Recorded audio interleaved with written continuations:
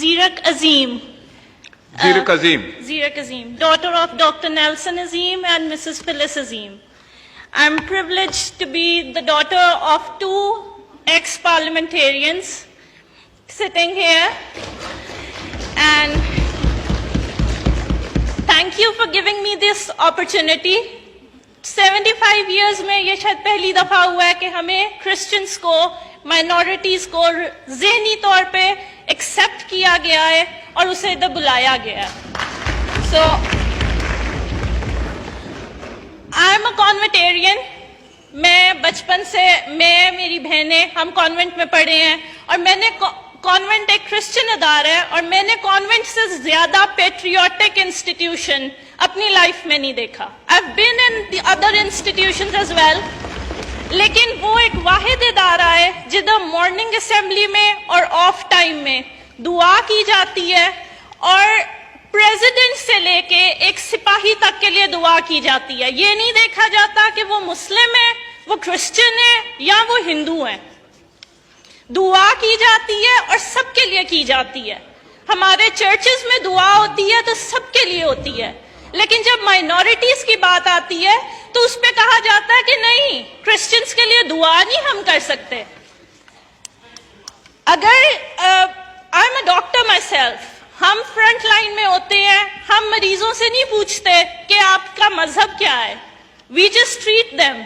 لیکن جب ہمیں خدا نہ خواستہ فرنٹ لائنرز میں ڈاکٹرز یا نرسز اگر کسی کی ڈیتھ ہو جاتی ہے تو ان کو شہید نہیں کہا جاتا.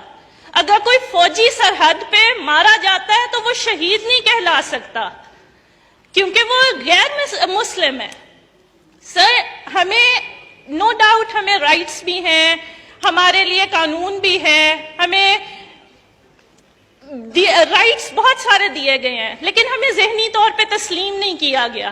ان 75 ایئرز میں بھی ایوری پرسن سٹنگ ہیئر، غیر مسلمان جو بھی ہے، وہ کہیں نہ کہیں یہ تسلیم کرے گا کسی نہ کسی موقع پہ اسے ایک بی کلاس سٹیزن ٹریٹ کیا گیا ہے.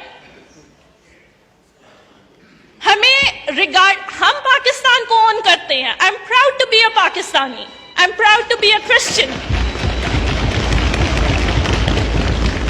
لیکن ہمیں پاکستانیوں نے کس حد تک ذہنی طور پہ تسلیم کیا ہے یہ ہم نہیں کہہ سکتے.